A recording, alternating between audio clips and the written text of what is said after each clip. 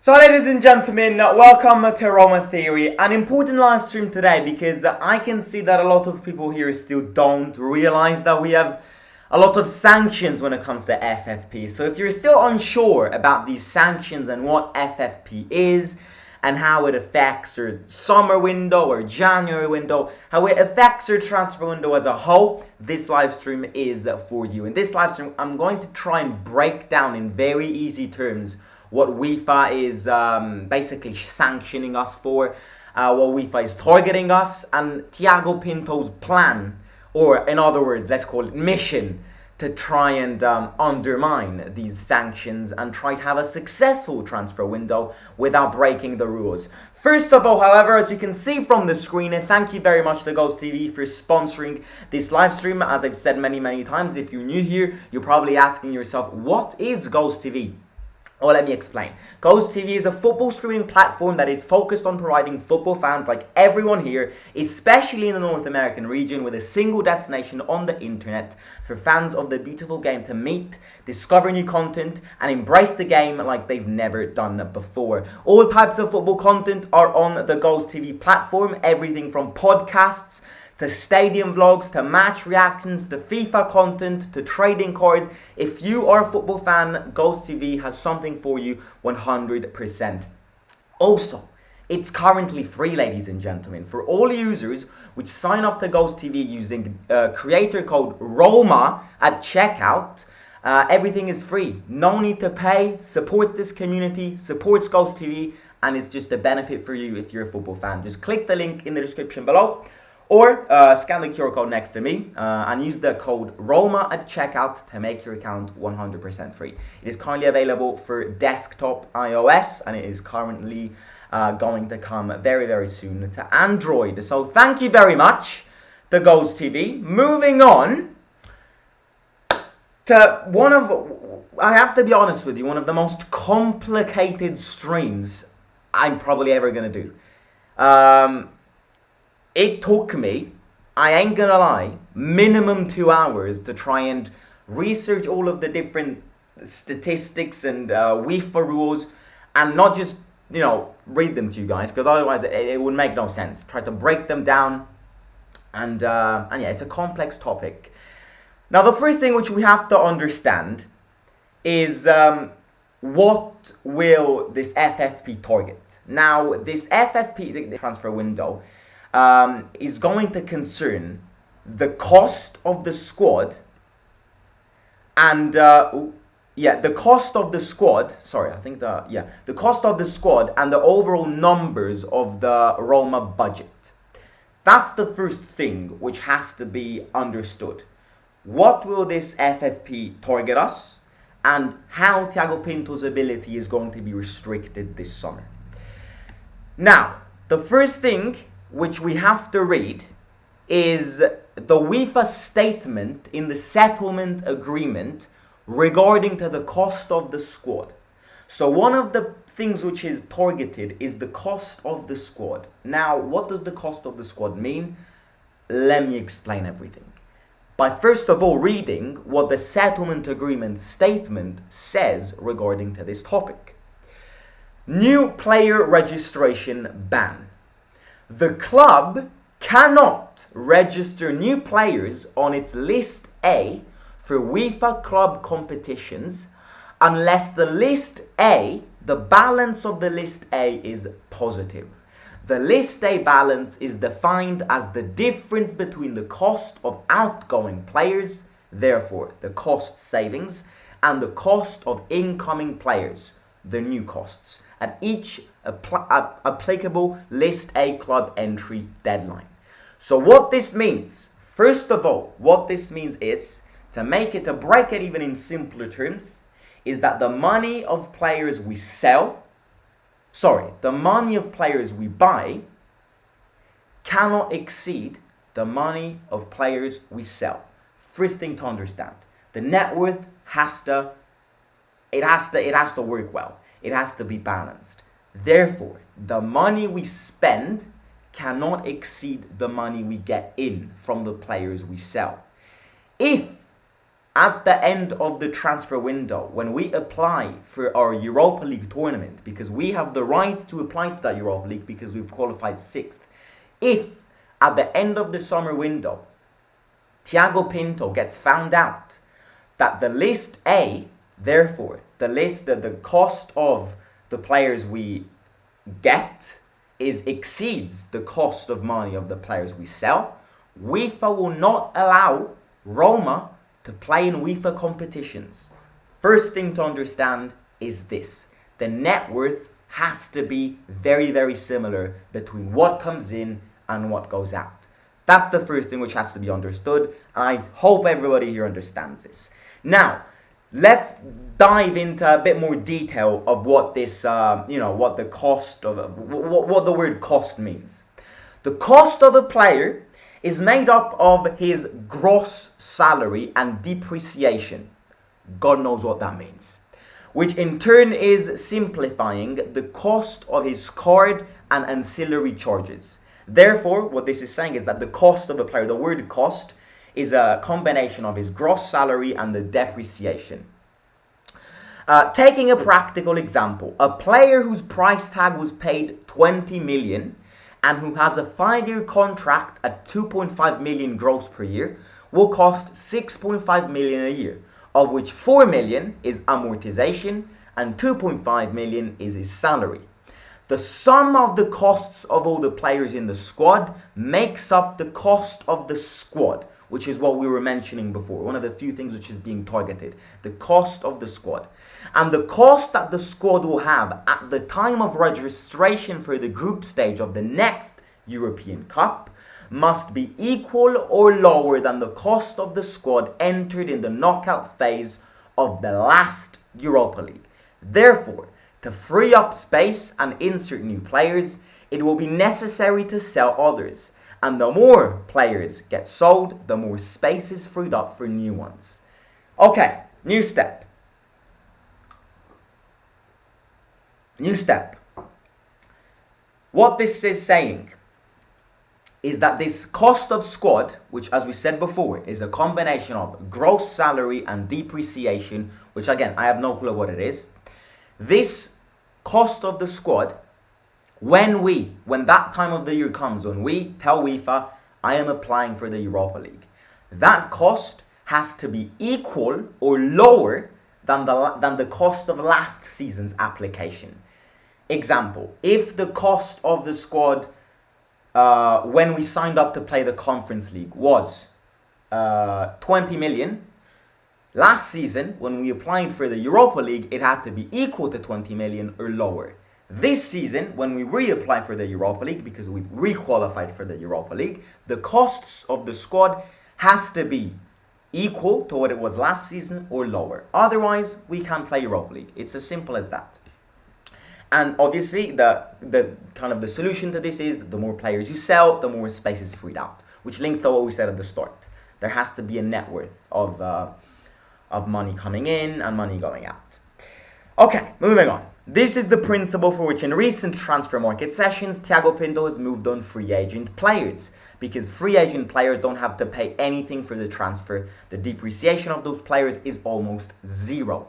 And this is why the general manager, Thiago Pinto, seems to want to target quite a lot of free agents this summer as well, given the probable arrival of Simo and the almost done Evan and Dika, both free from the next 30th of June.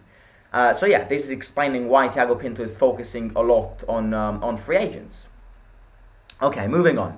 As regards exit, according to this principle, in order to have more space, it will be necessary to get rid of players who have a high cost.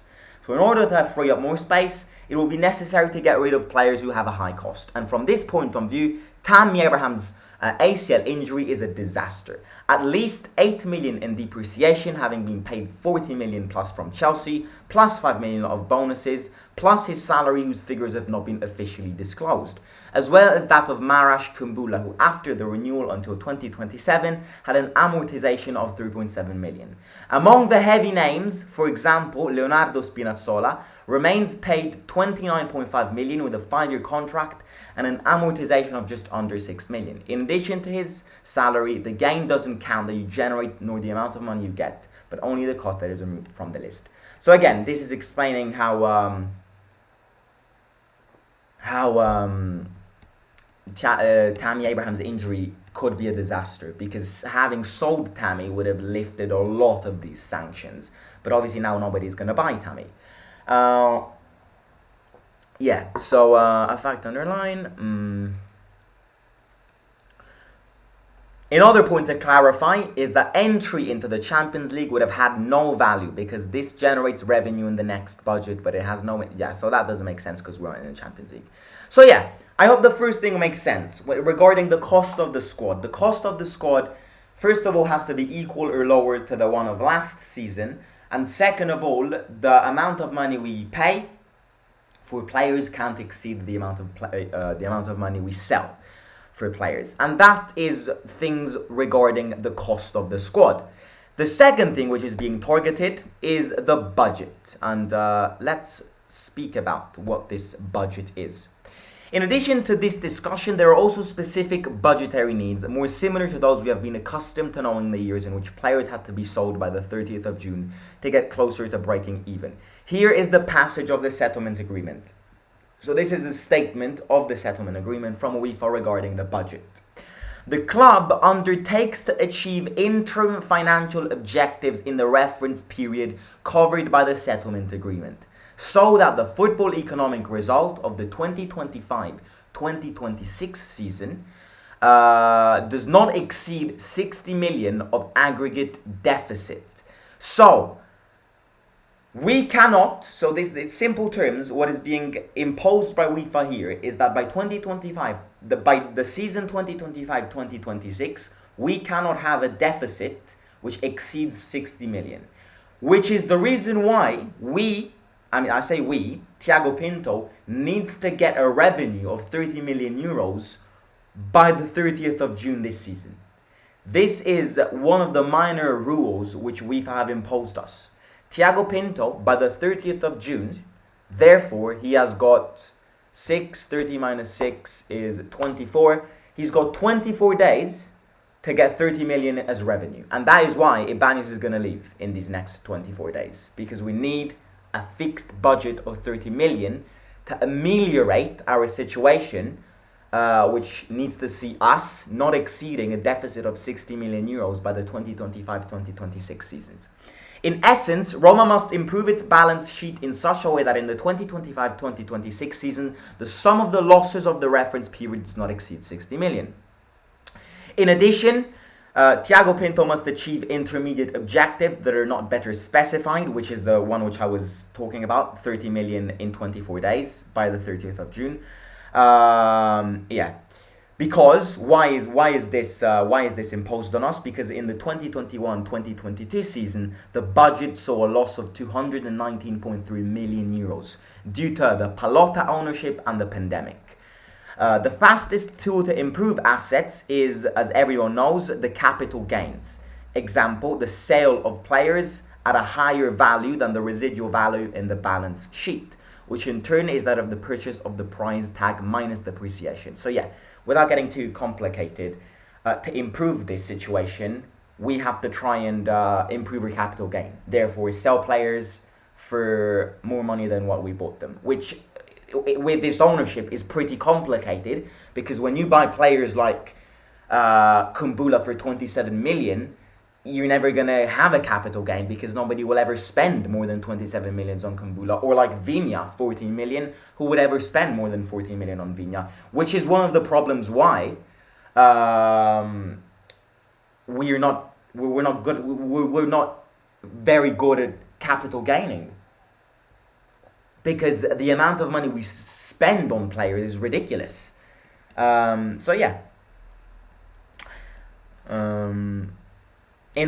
goes without saying that to obtain a higher capital gain, you need to sell players who have a low residual. One name can be that of Roger Ibanez, which was purchased for 8 million for Atalanta.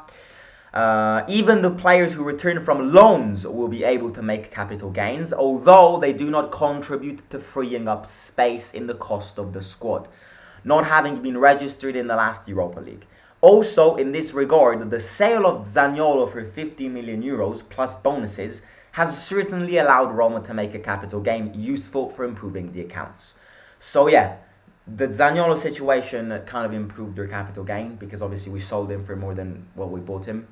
Obviously, one wonders what figure Roma must reach to meet this intermediate objective, and not knowing the entity of the objective and not even the figures from which to start, it is impossible to answer. Some newspapers estimate the figure to be put around 30 million, which is what I was saying before. The fact that Thiago Pinto needs to grab a revenue of 30 million by the 30th of June. So he's got 24 days to sell Ibanez. In simple terms, he's got 24 days to sell Ibanez. In summary, it will be necessary to transfer both heavyweight players in terms of budget and less expensive players but with a significant market value. While on entry, it will be necessary to count on the penny to return to the economic space available and avoid cases such as that of Ola Solbakken, who for a few euros cost failed to enter the list of the knockout phase of the Europa League.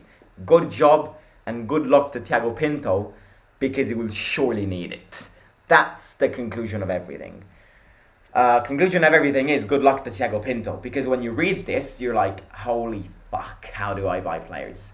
But yeah, I hope this made the FFP situation a bit clearer. I hope this brushed away a few uncertainties which people had. You know, I kept reading comments saying Man City spent 55 million for Calvin Phillips and Jose has 7 million for an entire team. Yeah, those are the comments which make me realize nobody ever knows, that people out there do not know what FFP is and how this team is being heavily sanctioned by FFP. People are also asking how long this FFP thing will last. I reckon it will last for 2 more seasons, which I know is pretty devastating, but yeah, I think other than that, life is tough. It's one of the problems. I agree with Big Sir Holy. When these problems just focus on the because look, let's all be honest, this FFP is bullshit. Teams with a high status don't get sanctioned by FFP, which means that all the big Premier League clubs never get influenced, which obviously opens up the big gap between the Premier League world and the Serie A world.